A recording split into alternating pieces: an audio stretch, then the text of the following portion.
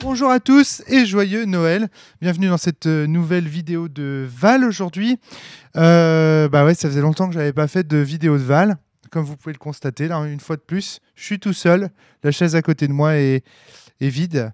C'est ma foi bien triste, mais je ne peux pas inviter trop de personnes à la maison à cause du confinement. Puis les règles de sécurité ici, je sais pas ce qu'il faudrait, s'il faudrait mettre des masques ou quoi. Enfin bref, c'est le bordel. Donc du coup, me voilà tout seul pour commenter une belle partie, une partie qui a été disputée avec Maxime cet été et que je trouve remarquable. Donc j'avais envie de vous la montrer aujourd'hui pour ce Noël, et puis aussi pour vous dire que je ne vous oublie pas, que ce n'est pas parce que j'ai pas posté beaucoup de vidéos de Val ces derniers temps que j'oublie cette émission et le Val. Non, pas du tout. J'ai vraiment envie de continuer ces émissions. C'est juste que là, pour l'instant, vous vous en doutez, avec le contexte actuel, c'est pas évident d'avoir du monde chez soi et d'enregistrer des émissions. Et d'ailleurs, on va être embêté aussi pour la cellule, parce que on a quand même eu sur 4 week-ends de cellules qui étaient prévus à la rentrée, il y a quand même eu 3 week-ends d'annulés sur les 4. Fort heureusement, le week-end qui est resté, donc c'est le week-end où on était avec Valentin, Antoine, Céline, Natacha, Adrien et Fabien. On a enregistré quand même pas mal d'émissions, donc vous allez avoir pas mal d'émissions dans les mois, semaines, dans les mois à venir en fait.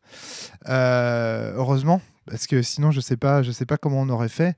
Parce qu'il y a eu quand même pas mal de week-ends annulés, notamment avec Vivien Féasson qui devait venir nous présenter le crowdfunding pour son jeu Narrateur des Bruines, qui par ailleurs, explorateur des ruines, explorateur des Bruines.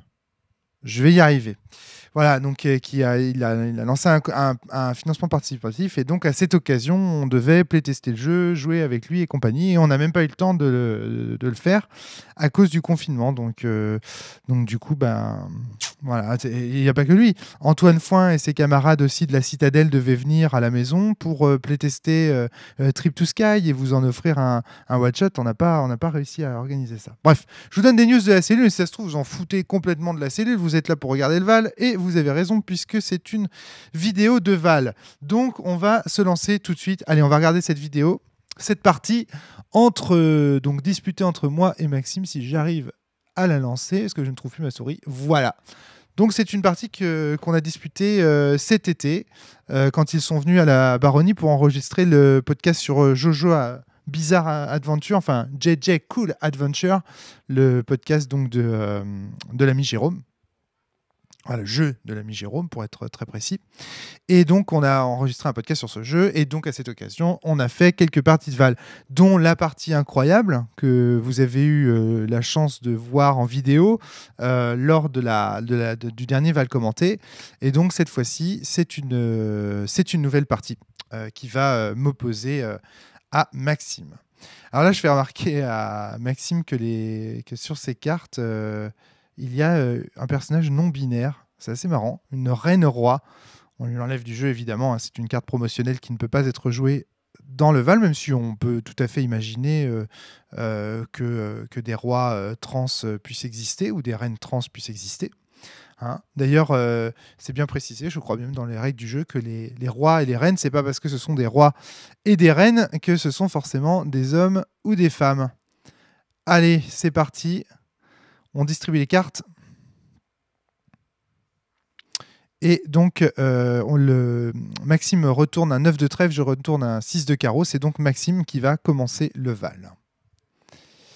Je recompte les cartes parce que je suis jamais sûr de moi quand je distribue les cartes comme ça. D'ailleurs, je me suis planté, non? Non, c'est bon. On a bien 10 cartes chacun. Alors, dans cette partie, il va se passer plusieurs choses assez remarquables. Donc, c'est pour ça que je voulais vous la montrer.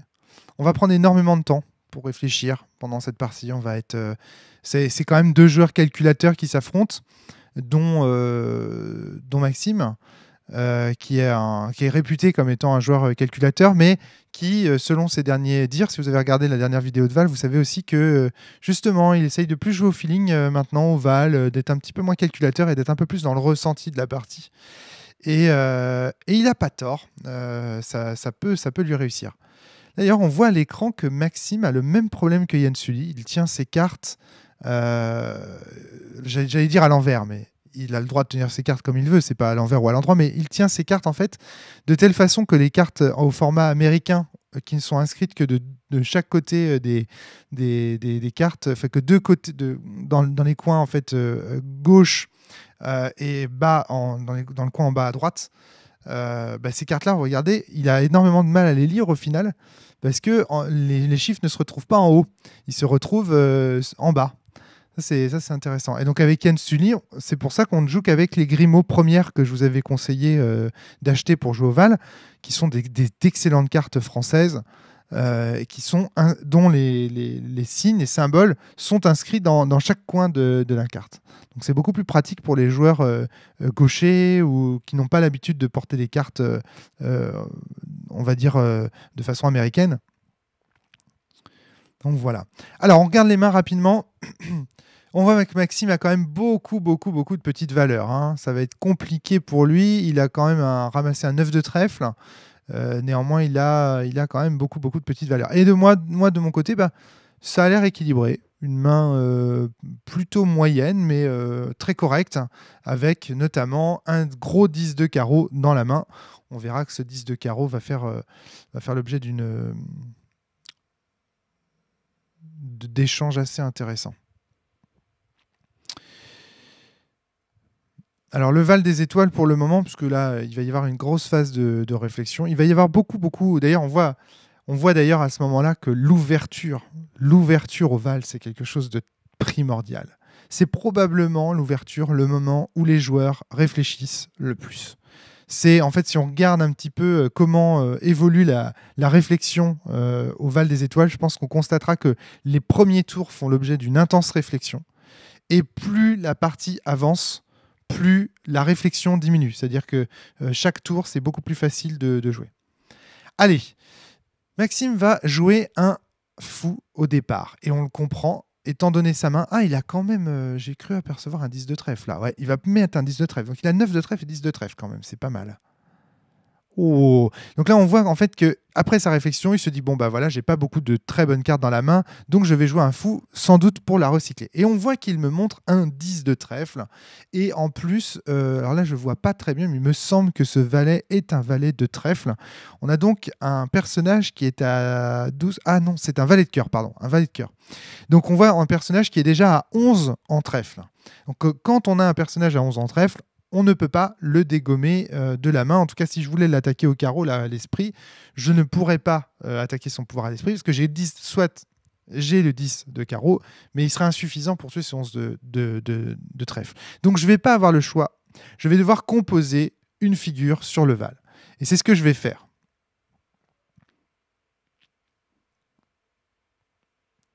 Et c'est là où Maxime est très fort. La figure qu'il me contraint à faire, même si j'ai le 10 de carreau, c'est forcément un mage. Ou alors, à moins que j'ai évidemment une figure de carreau qui puisse le compléter. Mais là, on voit bien que je suis obligé d'investir mon 10 de carreau dans un mage avec un 10 de carreau. Ce qui fait que j'attaque à 11 pour contrer son fou à 11. Et là, il me révèle que, en fait, son cœur était extrêmement faible. Il a donc joué sur mon aversion au risque. Il a choisi de jouer un fou de Menkent avec un énorme 10 de trèfle, aussi parce qu'il a le 9 de trèfle derrière, donc il peut se le permettre, mais donc il choisit de jouer un fou de façon à me faire sortir mon 10 de carreau dans un magicien faible, et de la sorte, il va me faire cracher mon 10 de carreau. Et ça, c'est super bien joué. Il joue vraiment mon aversion au risque. Alors après, s'il s'était trouvé que j'avais eu un roi de carreau, une dame de carreau, un joker ou quelque chose pour le compléter, j'aurais pu jouer un accompli et du coup lui débiner son fou avec un accompli. Et là, du coup, la situation aurait été plus compliquée. Mais bon, voilà, il fallait d'abord que j'ai le 10 de carreau. Et donc ça, déjà, fallait que j'ai le 10 de carreau pour pouvoir faire ça. Ou alors un gros carreau. Enfin, en gros, il a misé sur le fait qu'en plus, comme il avait mis un valet de cœur, il y avait quand même de fortes chances pour que son cœur soit fort aussi. Il a misé sur le fait que j'allais croire que c'était un fou fort, et donc l'attaquer sur un poids fort. Enfin, voilà. Donc là, il me fait, en fait, regardez, la situation, elle est comme suit. J'ai posé un mage. Certes, j'ai un peu rattrapé mon défaut de carte d'identité. Je faisais piocher 2 cartes. Mais lui, il en a pioché 3 au dernier tour, hein.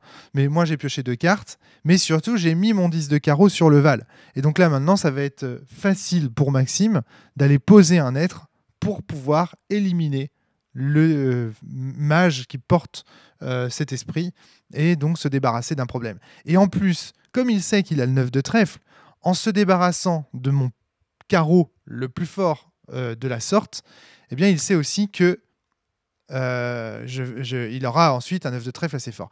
Alors intéressant. Donc là, donc effectivement, Maxime a hésité. Ah là là, j'ai pas pris le risque, j'aurais dû. Vous n'avez pas le son de sa vidéo, mais il dit qu'il aurait dû prendre un risque. Il a hésité sans doute à jouer un carreau de sa main, à ne pas jouer, donc à jouer directement le carreau de sa main au lieu de le mettre dans un mage, ou peut-être à jouer autrement un chevalier, je ne sais pas. En tout cas, il a l'air de dire que là, il a fait une erreur en jouant ce magicien. Pour moi, c'est pas une erreur dans la mesure où il fait tomber un 10 de carreau. A priori, il a quand même gardé le 9 de trèfle en main, je pense.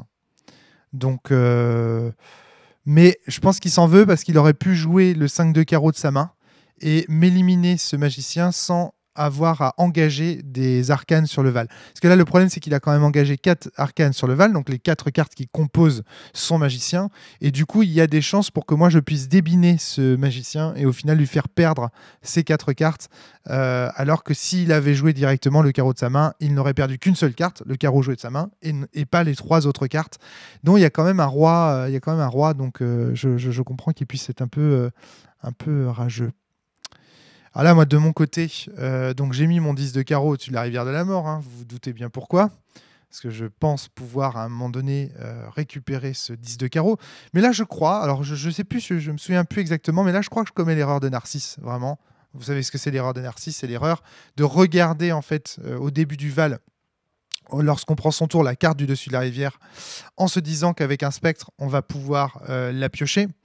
Et en fait, au cours du tour, on va utiliser son spectre pour aller tuer, c'est exactement ce qui est en train de se passer à l'écran, c'est magnifique, pour aller tuer le spectre ou le mage adverse, et du coup, on va enterrer l'arcane qui nous faisait rêver au début du tour.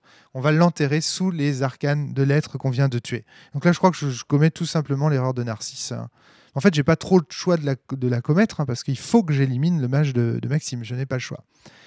Bon voilà, je mets le 10 de carreau sur le dessus de la rivière pour sans doute le récupérer. Et là, je me retrouve à enterrer mon propre 10 de carreau sous les arcanes pourraves de Maxime. Là, on voit que maintenant, Maxime a mis le 3 de cœur au-dessus de la rivière. Je vais quand même m'en emparer et le récupérer. Parce que je n'ai sans doute pas de cœur, en fait, tout simplement. C'est au tour de Maxime de jouer. Il a en face de lui un spectre à présent. Donc là, évidemment, la logique voudrait qu'il cherche à éliminer ce spectre le plus rapidement possible. On va voir ce qu'il va faire.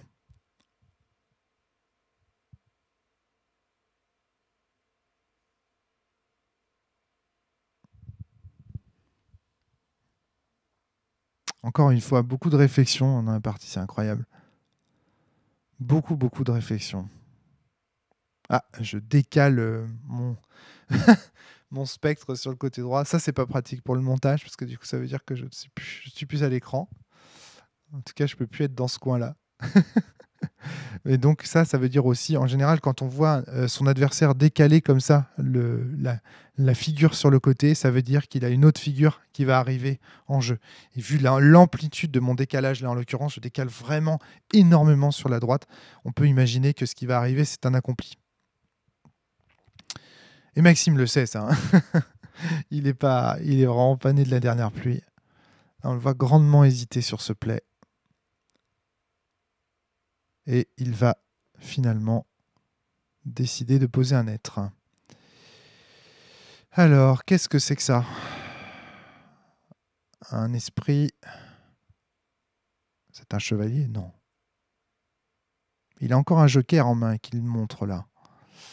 Il peut encore tout faire. Il va poser un accompli. Je pense que c'est le bon moment, effectivement, dans la partie pour jouer un accompli. Et il va essayer d'éliminer, j'imagine, le spectre que j'ai sur mon Val. S'il hésite et s'il réfléchit si longtemps, c'est peut-être qu'il n'a pas les moyens de l'éliminer. Ça, c'est une vraie possibilité. 4 de carreau. Il tente avec le 4 de carreau. Et c'est un 6 de trèfle. On ne l'entend pas faire de commentaires. Ne dit rien. Impassible. Ouais. Il s'est dit peut-être que le spectre était destiné à juste tuer le magicien. Allez, j'engendre un accompli, je pense. La manière dont j'ai décalé ce spectre me laisse penser que ce que je vais jouer là, c'est un accompli. C'est effectivement un accompli. Donc là, quand même, on se retrouve... Vous voyez, là, il était vraiment temps pour Maxime de sortir un accompli parce que, sachant, je pense qu'il savait qu'il n'éliminerait pas le spectre adverse. Là, il est quand même mieux avec son accompli contre mon spectre et mon accompli que s'il avait joué une figure plus faible, ou auquel cas il se retrouverait face à 3 figures contre 0.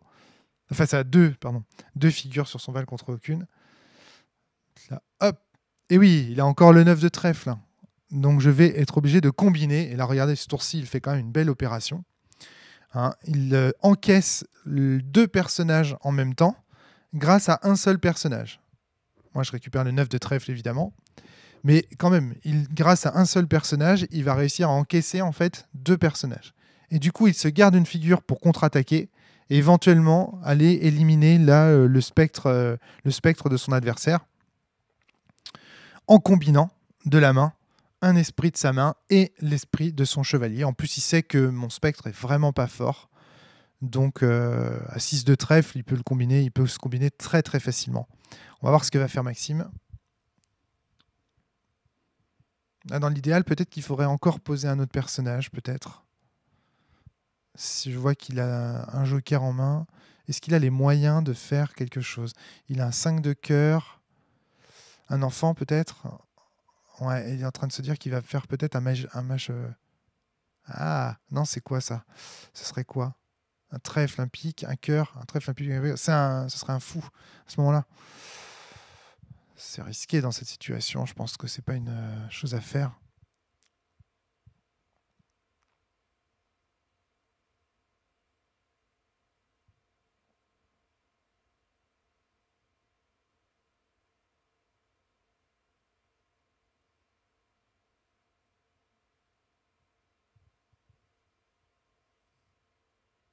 Ouais, c'est très intéressant. Le temps de réflexion est assez long, mais franchement, vous allez voir, ça en vaut la peine. Maxime est vraiment un excellent joueur. Il prend vraiment son temps. Et oui, il n'y a pas de limite de temps dans le Val, donc il faut vraiment prendre son temps pour réfléchir, pour envisager toutes les possibilités. Comme l'a très bien montré Michel Guillemot avec le logiciel pour le Val des Étoiles, à tout moment, en fait, le nombre de possibilités dans le Val est immense. Donc, ça vaut vraiment le coup de prendre un peu son temps, de réfléchir. Allez. Tout simplement, voilà, c'était assez prévisible. De la main, Maxime va jouer une dame de carreau, ce qui représente 2 d'attaque en esprit. Donc ça fait 2 plus les 4 de son chevalier, il est à 6. Or, moi, je n'ai que 6 de pouvoir en défense. Donc ça me permet de l'éliminer. Et on se retrouve à une figure contre une. Et tous les carreaux sont en enfer. Il ne reste plus que le diable sur le Val. Donc là, j'éduque. Alors évidemment, étant donné que j'éduque au trèfle, il peut se douter, Maxime, que j'ai mis le 9 à ce moment-là. Ah, c'était un amoureux. On le sent, hein. On le sent, c'est incroyable. Mais alors là, je suis en train de dire à Maxime qu'on sentait. Je le sentais que c'était un amoureux, apparemment. Là, en tant que commentateur, j'avoue, j'ai rien vu. J'ai rien vu venir. Mais voilà, apparemment, en tant que joueur, ce jour-là, je sentais que c'était un amoureux. Bon. Et donc, c'est pour ça que j'ai joué d'abord le carreau avant de taper C'est marrant, quoi. Et là, avec Maxime, on est en train de dire justement qu'on le sent quand c'est des amoureux. Et j'ai encore l'autre jour, je jouais contre Yann, Sully, et je lui ai mis une dame de trèfle au début sur le Val, une dame de trèfle accomplie, et il a senti que c'était une dame noire. Alors que pourtant, c'est quand même un coup vachement osé. Au début du Val, sortir une dame noire. Et là, le fou. Ah oui, un fou de Menken, bien joué Max, super. Et ça, c'est bien parce que... Ah ben, remarquez, il a déjà joué son œuf de trèfle. Là. 3 cartes. Pioche. Là, on s'oriente quand même gentiment vers un lever de soleil. Hein. On s'oriente gentiment vers un lever de soleil. Il y a eu beaucoup de pioches de fête, il y a eu des gros échanges, on a quand même liquidé beaucoup de nos grosses cartes. Donc là, je pioche, je regarde, et je vais utiliser mon pic, évidemment, pour débiner ce fou. N'oubliez pas, ne jamais laisser un fou sur le Val. Le pauvre Johan nous a montré l'autre jour, dans la partie qu'il a effectuée avec Valentin, filmé, il nous a montré que vraiment, c'était des situations désespérées. Quand on laisse un fou sur le Val adverse, on meurt tellement. Allez, comment va contre-attaquer Max ? Donc là, il a vu que j'avais 8 en pique, a priori. C'est une dame de trèfle ou une dame de pique ? Le problème, c'est que quand je tourne ces vidéos, en fait, j'ai beaucoup de lumière et donc mon écran, je vois pas très très bien. En fait, j'aurais dû recommencer par retourner ce truc. Je suis con. C'est la vidéo est prise comme ça. Le téléphone s'était mal mis, je pense. Là, je réorganise la rivière de la mort. Allez, Maxime. Il joue un roi de cœur. Oh mon Dieu! Oh la vache! Le plus gros enfant possible. Un enfant à 14. Un roi de cœur, plus un 10, ça fait 13. Plus 1, parce que c'est un enfant, il est donc à 14. Il vient de passer à 50 points de majesté. Donc là, vraiment, ce que je disais tout à l'heure commence à se réaliser. On s'oriente vers une partie levée de soleil. Puisque Maxime va arriver à un nombre de points de majesté colossal. Alors moi, je fais quoi là ? Je pioche. Et je pioche. Et j'arrête pas de piocher. Évidemment, je cherche des solutions. Il me faut un gros pic pour aller éliminer cet enfant. Donc j'explique que, là vous avez vu, j'ai pioché et j'ai été regardé. J'explique à Maxime dans cette vidéo justement que je prends toujours maintenant l'habitude d'aller regarder la carte. Même si je la connais, c'est pas grave, je la regarde de façon à ne pas oublier de regarder. Parce que il faut vraiment essayer de systématiser ces gestes dans le Val. C'est toujours quand on pioche, d'aller regarder la carte pour ne pas oublier tout simplement de le faire à un moment donné où ça va être décisif. 43-36. J'ai quand même pioché 2 cartes et j'ai encore un accompli. Certes, son enfant est très fort, mais là, j'ai la partie, à mon avis, est entre mes mains, même si, encore une fois, le soleil peut déterminer de son issue aussi, puisque là, a priori, il va pouvoir gagner énormément de points de majesté. Il y a un accompli, donc il n'y a pas de spectre sur le Val, donc il n'y a pas de possibilité de faire durer la partie en allant piocher dans la rivière de la mort. Donc, a priori... Allez, Max. 1-3 de pique. Oh la vache. Il savait ça.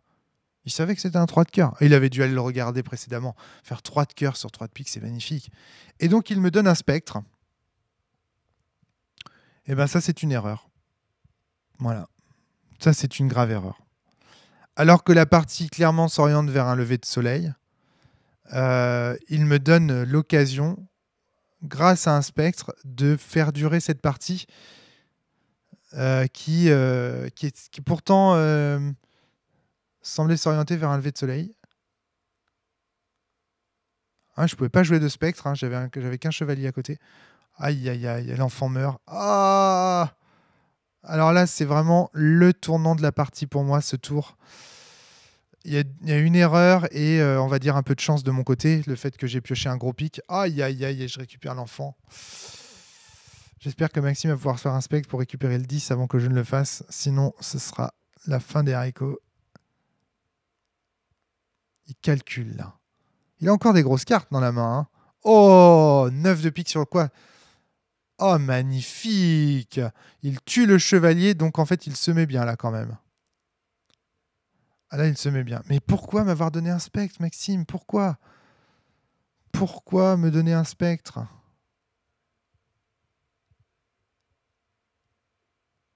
Aïe, aïe, aïe. Ah là là là là. Oui, bah oui. Un enfant roi de cœur, 7 de cœur. Il est donc à 11. Je vais gagner 11 points de majesté grâce à cet enfant. Et avec le spectre, je vais aller piocher. Où est-ce que j'ai envie de révéler son trèfle? Bah oui, je peux. Le 10 de trèfle est passé. Je sais pas où est le 9 de carreau par contre. Le 10 de carreau est passé, pardon. Le carreau. Et là, bêtement, je laisse les cartes sur le jeu. Alors là, Maxime me demande s'il a le droit de compter le nombre de cartes qui restent dans la source. Et oui, il a le droit, puisqu'il peut compter toutes les autres cartes présentes sur le Val. Il peut me demander le nombre de cartes que j'ai en main, il peut évidemment compter le nombre de cartes qu'il a dans la main, il peut compter le nombre de cartes qui sont dans la rivière de la mort, et il peut compter le nombre de cartes en enfer. Donc en gros, il peut compter toutes les cartes sur le jeu. Donc il n'y a aucune raison qu'un adversaire ou qu'un joueur ne puisse pas compter le nombre de cartes qu'il reste dans la source. Donc, je sais qu'à un moment donné, même dans Magic, c'était interdit de compter le nombre de cartes dans sa bibliothèque. Il fallait compter toutes les autres, je crois. Il y a eu une période comme ça. Là, je me retrouve en Deneb. Il a plus que des cartes en la main. Il m'a donné un spec, donc il m'a donné du temps. Donc même s'il a compté les cartes qu'il y a dans la source, maintenant je vais pouvoir de toute façon, je vais pouvoir gagner du temps et ah là là, quel dommage qu'il m'ait donné ce spectre, franchement. Ce qui est marrant, c'est que là, il fait cette erreur de donner le spectre, mais le soir ou peut-être la veille, il n'a pas commis l'erreur de donner son spectre à Yann Sully. Souvenez-vous, la partie incroyable, la partie donc que je vous ai montré la dernière lors du dernier, j'allais dire le mois dernier, mais c'était il y a plus d'un mois, donc voilà, mais la dernière fois dans le Val commenté, il n'a pas fait cette erreur. Et là, il fait cette erreur de me donner un spectre parce qu'il a le 3 de pique. Moi, je pense que c'est parce qu'il a le 3 de pique et qu'il a vu que c'était un 3 de cœur et qu'il trouve que c'est trop match, c'est trop beau, c'est trop parfait d'aller mettre un 3 de pique sur le 3 de cœur. Et je pense qu'effectivement, là, il commet une grave erreur. Voilà, il monte en fait à la majesté dans l'idée évidemment, de provoquer le lever de soleil. Parce que plus les joueurs brillent fort, plus les étoiles brillent fort, plus les chances du lever de soleil sont importantes. Surtout quand c'est la personne menacée. Si vous êtes menacé, en fait, je suis pas clair.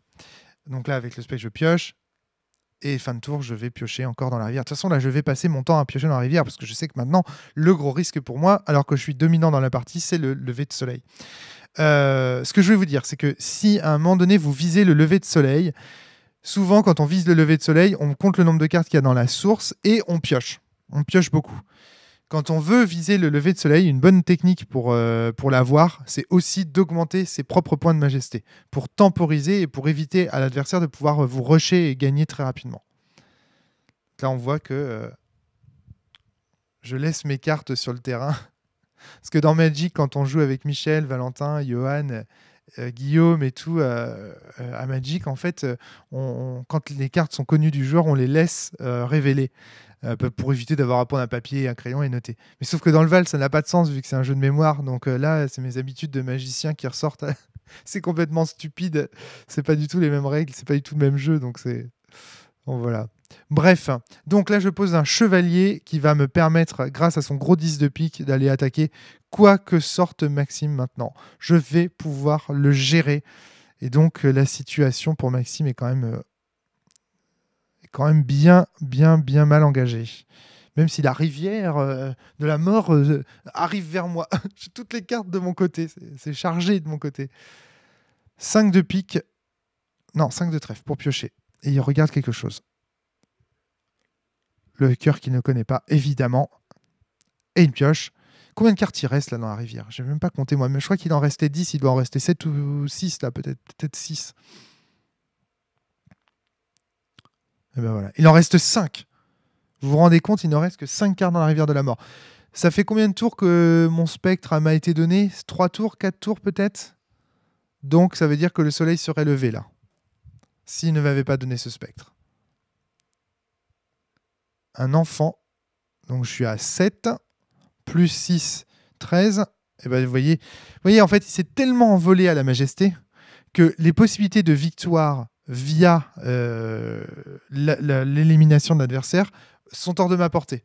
Donc maintenant, en fait, ce que je vais faire, c'est que j'ai calculé que c'était plus rapide de gagner à la majesté maintenant que de chercher à l'éliminer. Parce que si je cherche à l'éliminer, il peut encore poser un cœur pour temporiser et gagner du temps. Mais si je gagne à la majesté, il doit m'attaquer. Et donc, du coup, s'il m'attaque, il n'attaque pas mes figures. Donc, vous voyez, en fait, quand il arrive un moment où, quand on fait bien les calculs, peu de temps avant le lever du soleil, la meilleure manière de triompher sur le Val, c'est de gagner soi-même à la majesté. J'aimerais bien vous expliquer tout ça en détail, mais là, hélas, j'en ai pas trop le temps. Là, Maxime s'est contenté de piocher, il me donne le tour. Hein. Ouais, il a juste pioché, je crois. Il reste 3 cartes. Donc là, il calcule le temps qu'il lui reste. C'est à moi de jouer, là. Qu'est-ce que je vais faire? Pourquoi je réfléchis? Il n'y a pas à réfléchir, tu pioches. Voilà. Tu pioches, tu gagnes des points de vie. De toute façon, t'as que ça à foutre. Alors, ça fait encore 13, là. Hein. Attends. 7 et... Oui, c'est ça, ça fait 13. Donc, je suis à 80 tout pile. Très bien. Et je pioche le 4 de cœur. Et donc, du coup, ah là là, s'il ne m'avait pas donné ce spectre, il aurait... Oh! Il a encore le moyen de déployer un enfant fort. Ou il aura eu beaucoup de cœur. Hein. Il a fait... Ouais. Ah, il va mourir debout, mais je pense qu'il va mourir. Il va mourir. Je vais gagner à la majesté. Juste sur le fil, au dernier moment. Là, c'est à moi de jouer. J'ai un 4 de cœur. Donc là, je peux gagner 13, plus 4, je peux gagner 17. Il reste un tour. Attention, si Maxime a un trèfle dans sa main, il peut lever le soleil au dernier moment. Mais je pense que s'il avait un trèfle dans sa main, il l'aurait déjà joué. Et donc, il n'en a pas. Sinon, il l'aurait déjà joué. 4. Donc là, je gagne 17 en tout. Je passe donc à 97. Fin de tour. Maxime, c'est l'heure de vérité. Est-ce que oui ou non, Maxime a un trèfle ou pas? Sachant que là, prochain tour, j'ai gagné forcément. Et la réponse est forcément non. Non, c'est sûr que non. Ça sert à rien de bluffer. Si tu avais eu un trèfle, Maxime, tu l'aurais joué avant, évidemment. Ah, mais il pouvait gagner à la majesté aussi. Ah non, il n'y avait pas de temps. Et voilà. À moi de jouer. Je gagne 4. Et je passe à 100. Fin de la partie. Et voilà. Là, on voit vraiment... Là, ce qui est intéressant dans cette partie, c'est que... Bon, Maxime est un très grand joueur de Val. Attention. Hein. Il faut pas se tromper. Maxime, c'est vraiment... Donc toi, tu pouvais calculer qui a plus de trèfle. Qu'est-ce qu'on se raconte? Ouais, et à la fin, enfin, j'ai du carreau, quoi. Ouais, mais tu calcules qu'il n'y a plus de trèfle et puis en fait, tu te rends compte que l'autre, il a le joker noir que tu as oublié. Parce non, mais que... je l'ai joué, c'est toi qui l'as... Ok, bah tu vois, je sais. C'est toi qui l'as... T'étais messianique, non non, tu l'as jamais récupéré, mon joker? Non, il est là. Ah, il est là. Ah, mais tiens. C'est moi, le joker rouge, il est pas en jeu. Ça, c'était joker noir et ça, c'était joker rouge, je m'avais dit. Oui, non, c'est ça qui m'a fait hésiter vu que c'est écrit en rouge. Au début, je pensais à un joker rouge en main. On aurait dû mettre celui-là. Ouais, il est mieux. C'est pas grave, mais voilà, bien joué. Elle était bien au final. Ouais, elle était superbe. Mais moins belle, tu vois, en termes de... Moins belle parce que moi j'ai vite su que je pouvais jouer que le lever de soleil. T'as quand même bien joué. On parle de la parlatie. Je te le tue ton enfant là, le truc à 11 là. Ah non, puis tu mets le 14 à un moment donné. Ah oui, l'enfant 14. L'enfant balèze quoi. Ouais, heureusement, le tour d'après. Tu pioches ça. Et en plus, je le savais qu'il était encore dans le jeu quelque part, donc je me disais, putain, t'étais à 8, je le savais. Ah, j'ai eu de la chance de J'ai eu un peu piocher. chance, hein. Franchement, le fait de piocher ça, j'ai eu un peu de chance. Après, j'ai maximisé ma chance parce que j'ai pioché à chaque fois que j'ai pu. Non, moi je dis ma grosse erreur de la partie pour le spectre. Sinon, c'était levé de soleil. Je me disais, je vais le faire parce que bon, pour le moment, je savais que t'étais que à 9 entre guillemets, et je voyais qu'en termes de carreau, il y avait le 9 qui n'était pas sorti à ce moment-là, et j'avais une figure de carreau en main, je crois. Et donc j'étais là à me dire, je peux encore le battre ton truc. Ouais. Alors que non, j'aurais dû admettre que non, je le battrais pas. Et j'aurais dû le laisser un accompli pour continuer de forcer à piocher. C'est génial. Vraiment, je trouve ça assez remarquable. Ce que je trouve fort, c'est que, vous voyez, Maxime, c'est là qu'on voit que c'est vraiment un très bon joueur de Val. C'est que, oui, il fait cette erreur, effectivement, il commet l'erreur de mettre, en fait, de transformer en accompli en spectre, mais en même temps, et là, évidemment, il reconnaît son erreur. Oui, évidemment, enfin voilà. Ce que je trouve intéressant dans cette partie, c'est qu'on voit encore une fois la faiblesse de l'accompli. L'accompli, bah oui, alors évidemment, je sais que ça... Évidemment, c'est une des meilleures pièces de Val, l'accompli. C'est sûr. Il a 2 points de vie, il est très résilient, on est d'accord. Mais là, par exemple, sur une partie comme celle-ci, Il fallait me laisser un accompli sur le Val. Il fallait laisser cet accompli en accompli. Il fallait surtout pas me donner un spectre. Et d'ailleurs, il fallait pas non plus me donner un chevalier. Parce que si sa stratégie, c'était de gagner grâce à des enfants forts, grâce aux 14 qu'il a déployés à un moment donné, eh ben, mettre un chevalier sur le Val adverse, c'est lui donner ce petit bonus de +1 qui fait qu'il a des chances de combiner, qui maximise ses chances de pouvoir m'éliminer mon enfant. Là, j'ai eu beaucoup de chance. Honnêtement, j'ai eu beaucoup de chance de piocher le 10 de pique. C'est ce que j'explique à la fin.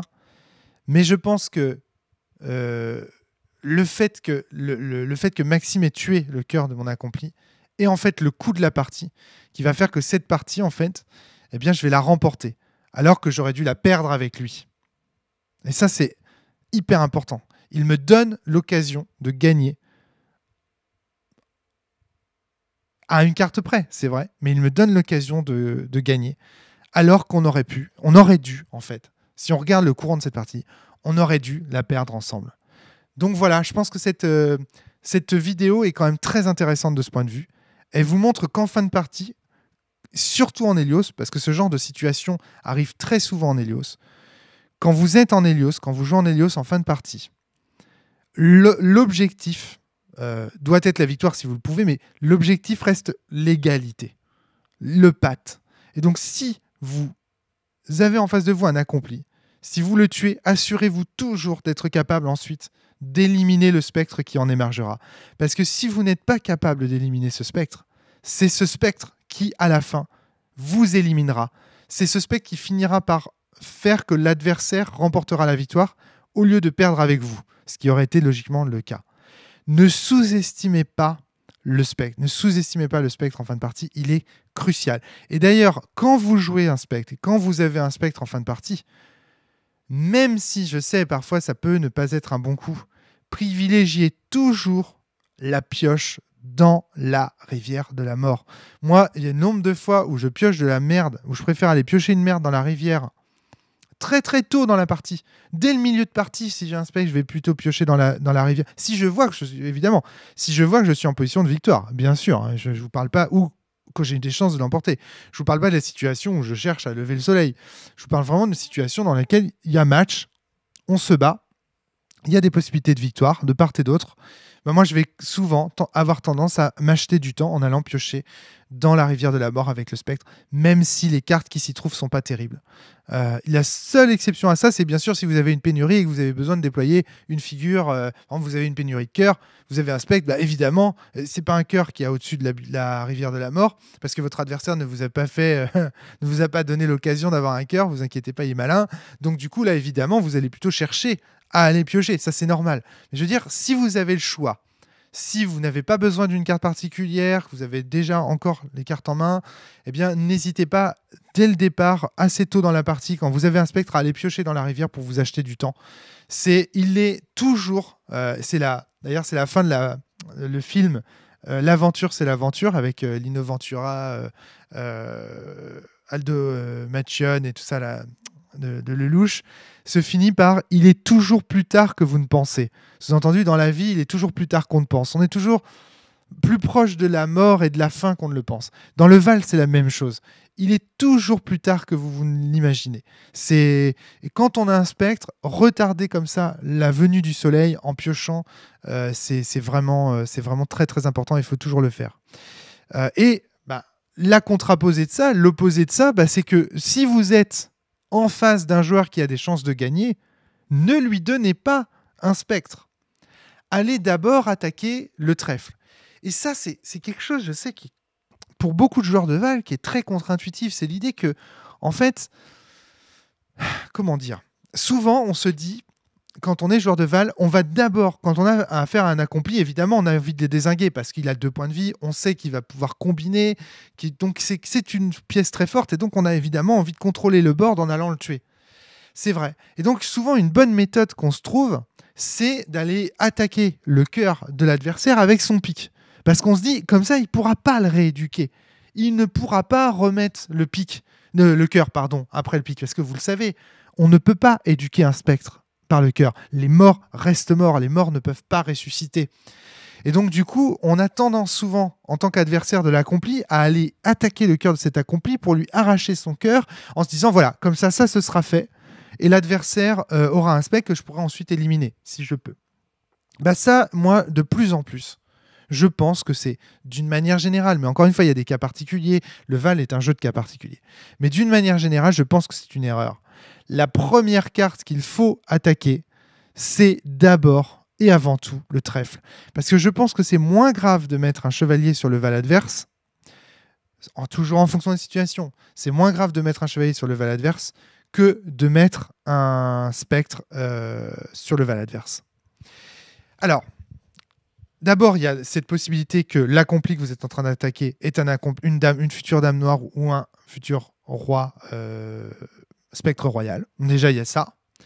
Ensuite, il ne faut pas sous-estimer la perte de temps que c'est d'éduquer un accompli. Parce que souvent, on se dit « Ah bah oui, mais si je tue son trèfle, il pourra l'éduquer. » Ouais, mais ça veut dire qu'il va prendre sa phase d'influence pour l'éduquer.